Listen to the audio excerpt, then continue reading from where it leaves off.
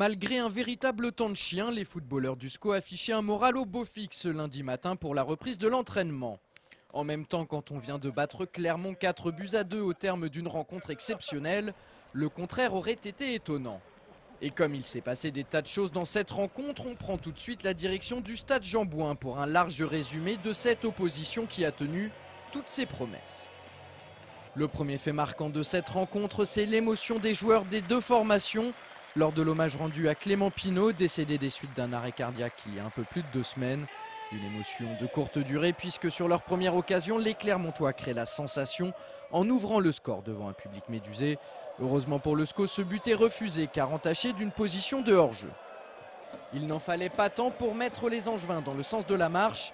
Admirablement servi par Brunel, Diers bute sur le portier auvergnat, mais Jean-François Rivière, en embuscade, parvient à glisser le cuir entre deux défenseurs. Ça fait 1-0 pour Angers, un peu contre le cours du jeu. S'ensuit un détournant de la rencontre avec la sortie sur blessure de Mika Stéphan, remplacé poste pour poste par Ted Lavie. Derrière, la réaction des visiteurs ne tarde pas, mais pour la deuxième fois de la soirée, les Clermontois se voient refuser un but qui cette fois-ci semblait valable. Didier Olé-Nicole, l'entraîneur de Clermont, n'en revient pas et il faut le reconnaître, sur ce coup-là, le SCO n'a pas été malheureux.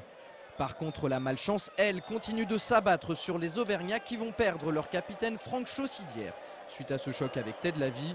Résultat, Chaussidière doit être évacué sur une civière, direction le CHU d'Angers. Devant l'ampleur de la blessure, l'arbitre, qui n'avait sifflé aucune faute sur le coup, décide d'expulser le milieu récupérateur du SCO seulement une demi-heure après son entrée en jeu. Il n'a même pas sifflé faute et il met le carton rouge parce qu'il est impressionné par la blessure.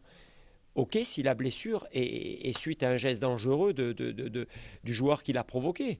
Là, c'est un choc involontaire. Donc, je ne comprends pas bien, mais bon, c'est une péripétie du match maintenant.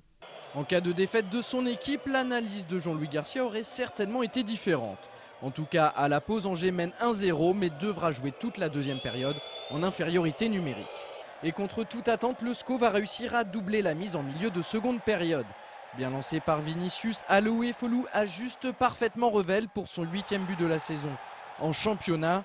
Ça fait 2-0 pour Angers et bientôt 3 grâce à ce véritable bijou de Vinicius.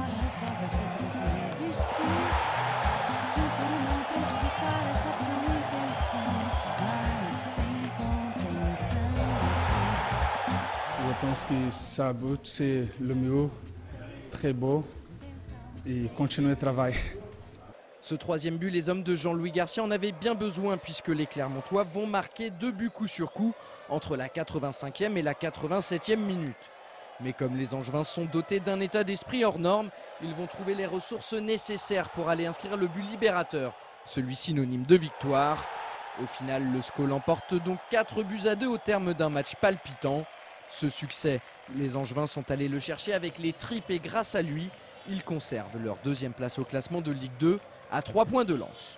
C'est une victoire qui fait beaucoup de bien au groupe parce que gagner ce genre de match-là, dans l'état d'esprit et dans le mental, c'est très important. Il n'y a pas de mots pour expliquer ce qui s'est passé ce soir. Il y a eu tellement de bonnes choses, des super buts, des belles passes de Paul et beaucoup de courage de la part de tout le monde et ça c'est vraiment magnifique, quoi.